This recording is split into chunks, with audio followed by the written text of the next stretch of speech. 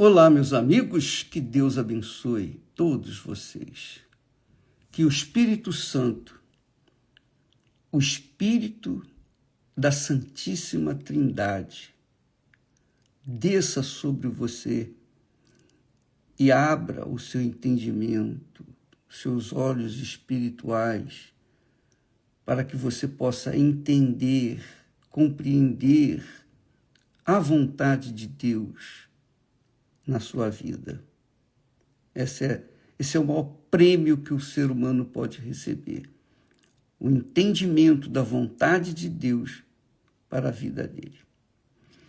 E falando disso, nós temos falado sobre a religião, a praga que é ou tem sido a religião. Ela é o motivo de todas as confusões que existem na Terra, as guerras, tudo por causa de religião.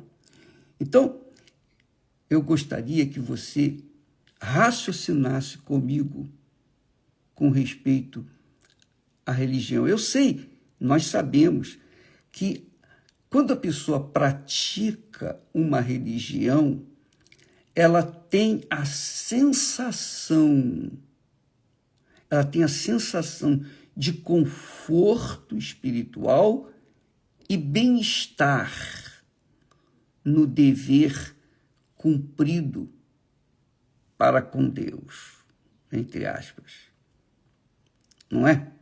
A pessoa vai numa determinada religião, numa determinada igreja, e ela fala, e ela reza, e ela faz suas preces, as suas orações, seus votos, e ela, naqueles momentos, se sente bem, se sente em paz. Bom, eu estou cumprindo o meu dever para com Deus. Só que a pergunta que se faz é, e depois que sair daquele ambiente religioso, confortável, prazeroso, pacífico, lá fora, como é que é a vida da pessoa? E é aí que eu queria que você entendesse, amiga e amigo. Entendesse o seguinte: a religião é como uma pessoa que se casa, que se entrega para outra pessoa com festas, com orações, com rezas, com testemunhos. Tudo muito bonito, muito bacana. Mas, na vida cotidiana, os dois começam a viver juntos e se entenderem ou desentenderem, que é o mais comum. Então, aquele casamento se desfaz. Por quê? Porque não houve sinceridade, não houve transparência, não houve verdade. Porque os nubentes queriam casar. O objetivo era casar. Mas depois que casam, que têm que conviver juntos, aí é que vai ver se aquele casamento realmente foi abençoado ou não. Não é assim? Pois bem, é assim. É assim mesmo. A religião é a mesma coisa. Você abraça uma religião e você fica naquela religião durante um tempo, 2 tempos, 3 tempos. Mas chega um momento que você não aguenta mais o sofrimento. E a religião não resolveu o problema. Não resolveu. Quantos anos você tem sido da igreja A, B ou C, da religião A, B ou C? E o que resolveu a sua vida? Nada. Muito pelo contrário. Então, assim também é a religião, assim também é o casamento, e assim também é uma pessoa que crê em alguém que não conhece. Não viu, não conhece, não sente, não toca. ela crê, mas não tem, digamos assim, intimidade com essa pessoa. Muitas pessoas vivem assim. Elas são praticantes de uma determinada igreja, religião, mas elas não conhecem o Deus que elas dizem crer. E aí fica difícil de haver comunhão com ele, não é verdade? É exatamente esse o trabalho do Espírito Santo. O Espírito Santo, quando a pessoa se entrega a Deus, ao Senhor Jesus, sinceramente, casa com o Senhor Jesus, digamos assim, então, o Espírito Santo revela, é uma revelação, ele revela para aquela pessoa quem ele é. Jesus disse para os seus discípulos: quem me vê a mim, vê o Pai. Então, quando a pessoa recebe o batismo com o Espírito Santo, ela deixa de ser religiosa para ser uma praticante da fé bíblica, a fé autêntica, a fé que traz resultados, a fé que você vê o resultado na sua cara, na sua vida, seja na sua casa, primeiramente, no seu relacionamento familiar, no trabalho, na sua vida profissional, em tudo.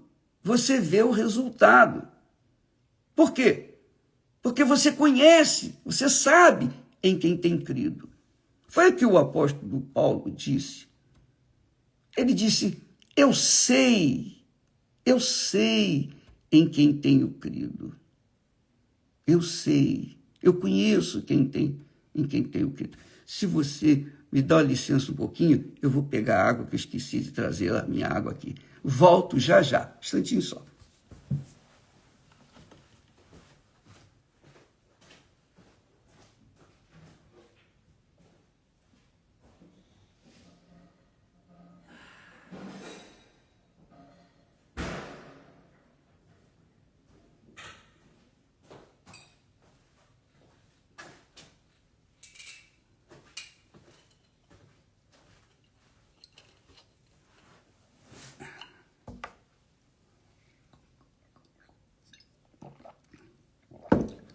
Então,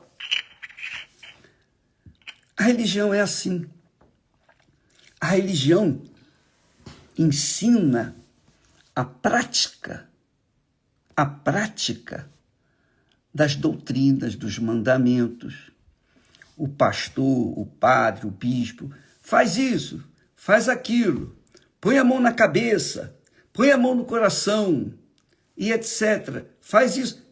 A religião tem suas regras, suas imposições, suas sugestões, que muitas das vezes elas abafam a fé, a pura fé na palavra de Deus. Foi isso que aconteceu na época de Jesus. Vamos ler aqui um texto muito interessante que vale a pena você acompanhar comigo aí. Pega a sua Bíblia, lá em Evangelho de Lucas, capítulo 18. Lucas. Evangelho de Lucas, capítulo 18. Jesus,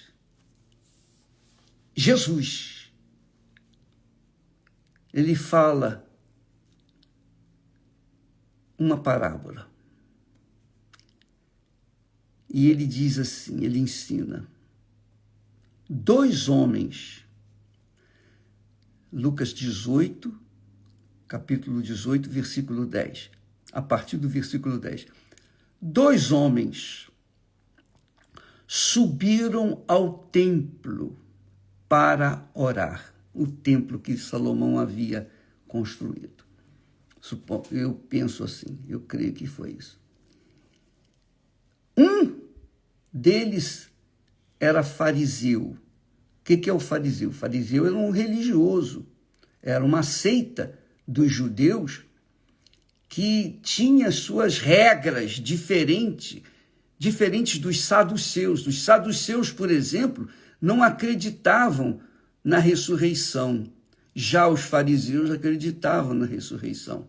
Então, eles se separavam pelas formas de interpretação da Bíblia. Então, o fariseu era um religioso nato, verdadeiro, religioso mesmo. E o outro, publicano. O que era o publicano? O publicano era o inimigo número 1 do povo de Israel, do povo judeu. Por quê? Porque o publicano era um judeu que trabalhava e cobrava impostos para César, que era o imperador de Roma, que dominava a Galileia, que dominava Israel. Então, o fariseu era religioso, o publicano era um odioso, uma pessoa odiosa pela população, porque ele cobrava impostos para César. E se a pessoa não tinha com que pagar os impostos, então ele levava seus filhos, exatamente, para serem escravos de César. Então o publicano era muito odiado, muito odiado. Então, 2 tipos de pessoas. Um era religioso, o fariseu. O outro era um tremendo pecador, porque ele trabalhava para César e era impecável.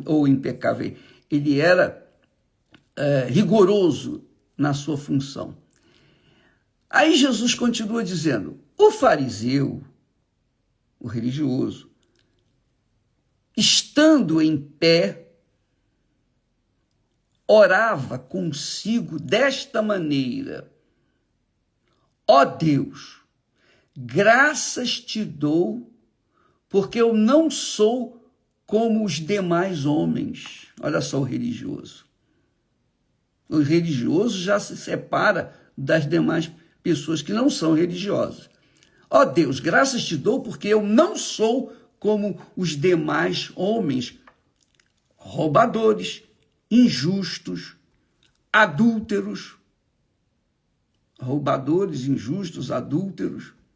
e nem ainda como este publicano. Era o religioso orando a Deus.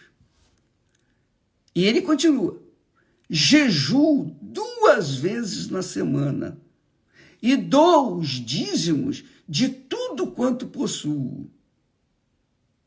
Quer dizer, esse fariseu, ele era um homem supostamente sincero, uma pessoa correta, obedecia às leis, às regras da sua religião, mas Jesus o comparou ao publicano, que era um tremendo pecador. E disse Jesus: o publicano, porém, estando em pé de longe, quer dizer, ele nem se chegava mais próximo do altar, digamos assim. De longe, nem ainda queria levantar os olhos. Nem queria levantar os olhos ao céu, mas batia no peito, dizendo: ó Deus, tem misericórdia de mim, pecador. Quer dizer, ele não balbuciava sequer palavra, mas aqui no coração ele dizia: Senhor, tem misericórdia de mim. Ó Deus, tem compaixão de mim. Esse homem, segundo Jesus, ele desceu, está aqui escrito, ele desceu justificado para a sua casa. O que é justificado? Justificado quer dizer perdoado, sem suas culpas mais. Ele estava livre das suas culpas, dos seus pecados, porque ele foi justificado diante de Deus. E não aquele. Não aquele. Aquele, Jesus está mostrando que era o fariseu, o religioso. Quer dizer, o religioso não foi justificado diante de Deus, mesmo praticando a sua religião. Mesmo, como ele diz aqui, que não era como os demais homens, roubadores, injustos, adúlteros, nem como aquele publicano que era um ladrão, roubava mesmo, na base dos impostos. Além disso, ele jejuava 2 vezes na semana e dava os dízimos de tudo quanto possuía. Quer dizer, era um homem legalista. Ele estava enquadrado perfeitamente dentro da religião judaica. Quer dizer, ele se achava justo. Ele se achava superior às demais pessoas, que não eram como ele. Afinal de contas, ele não roubava, não era injusto, não era adúltero, pagava o dízimo como dava os dízimos, né, com fidelidade, jejuava, era religioso. Mas Jesus diz assim: digo-vos que o publicano desceu do templo justificado, perdoado. Deus ouviu a oração dele. Deus o perdoou. E ele saiu do templo em paz. Por quê? Porque Deus o havia perdoado. Quando a gente é perdoado, quando a gente não tem culpa, quando a nossa consciência não dói mais, não dói, nós estamos livres. Livres. Então há paz dentro da gente. Mas aquele fariseu, Jesus disse, não foi justificado, não foi perdoado, mesmo praticando a sua religião com decência, com rigor. Jesus disse: qualquer que a si mesmo se exalta será humilhado, e qualquer que se humilha será exaltado. Então, minha amiga e meu caro amigo, essa é a religião, essa é digamos, a cara da religião, porque esse fariseu era rigoroso na sua religiosidade, mas ele não foi justificado diante de Deus.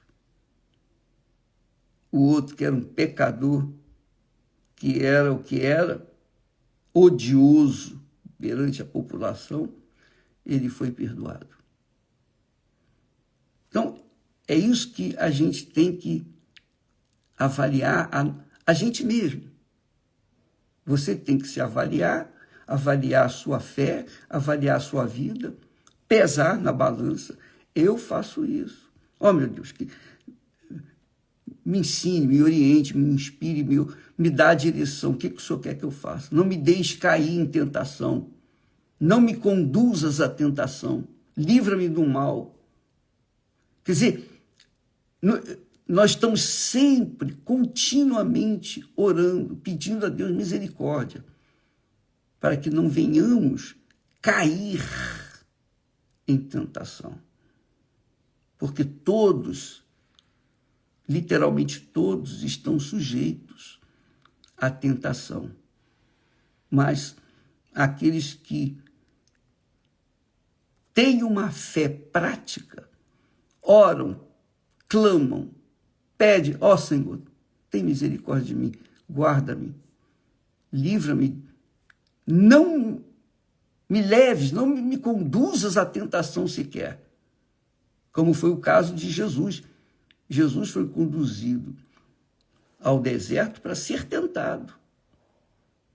Jesus foi conduzido pelo próprio Espírito Santo para ser tentado, provado. Então, é uma oração que Jesus nos ensina a fazer. Amiga e amigo, veja como é forte essa consciência de fé. Uma coisa é você praticar a sua religião. Outra coisa é você praticar a palavra de Deus. Você obedecer a palavra de Deus. Completamente diferente.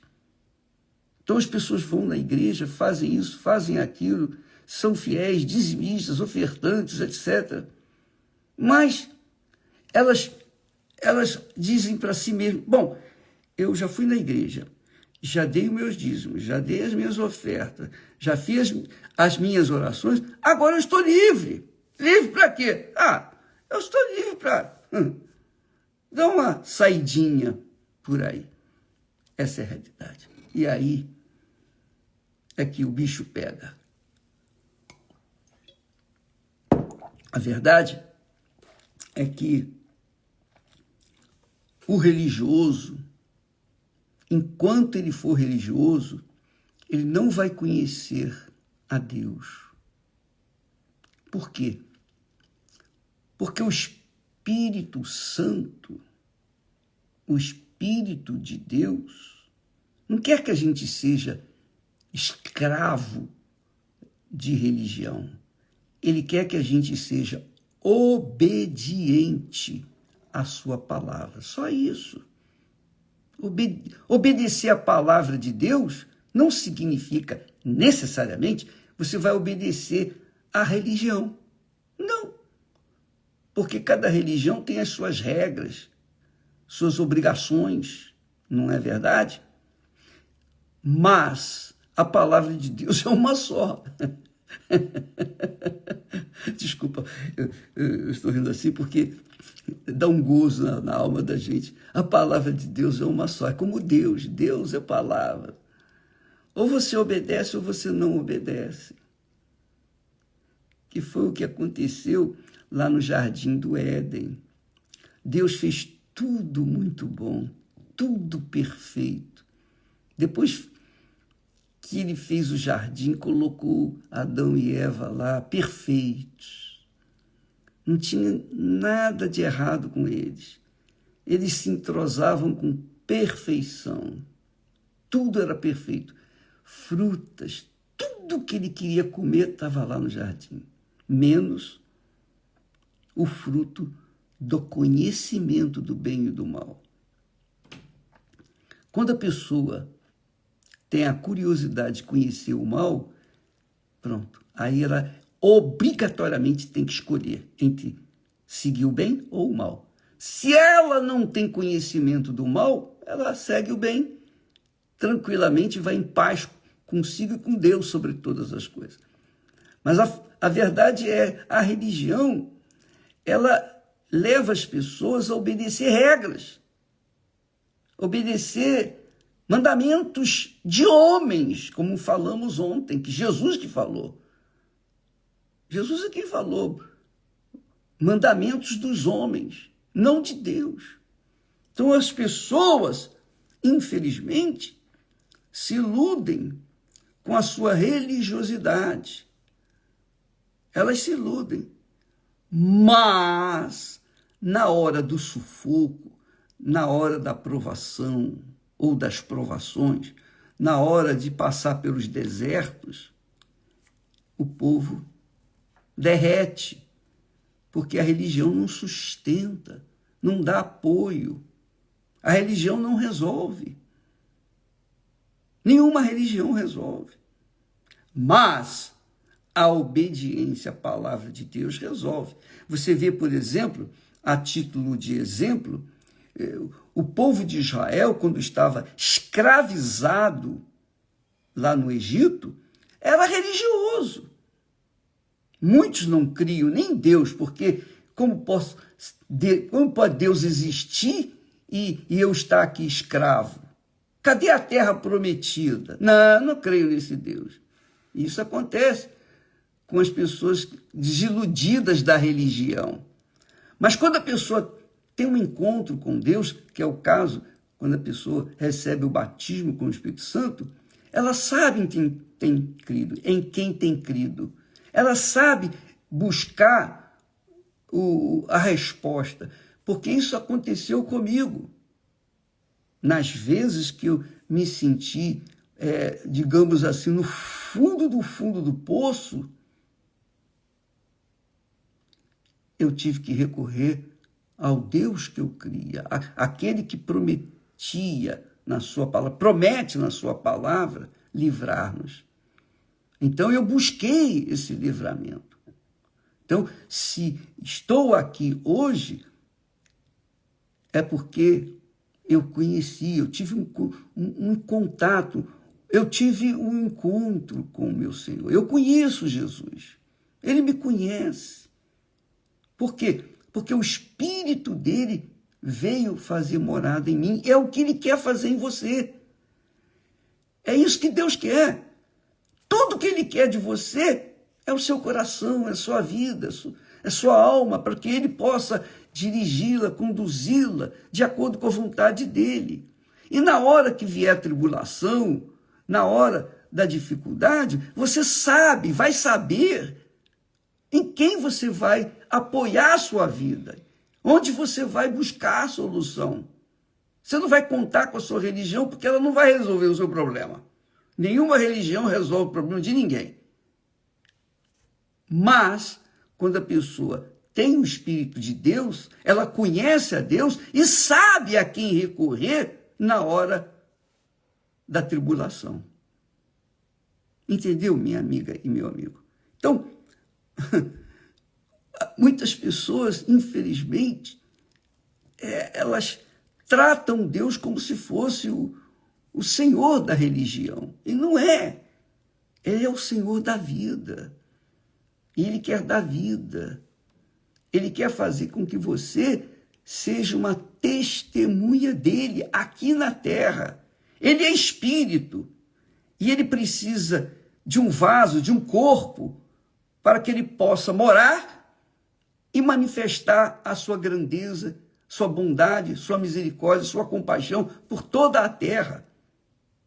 E quando ele vem sobre alguém, então esse alguém passa a santificar o nome dele na sua conduta, seja na sua casa, na sua família, com relação ao seu marido, à sua esposa, com relação aos seus filhos, seus pais, seja no trabalho, é honesto, é correto, seja na rua, onde quer que essa pessoa for, ela vai exalar o perfume de Jesus no seu caráter, na sua conduta.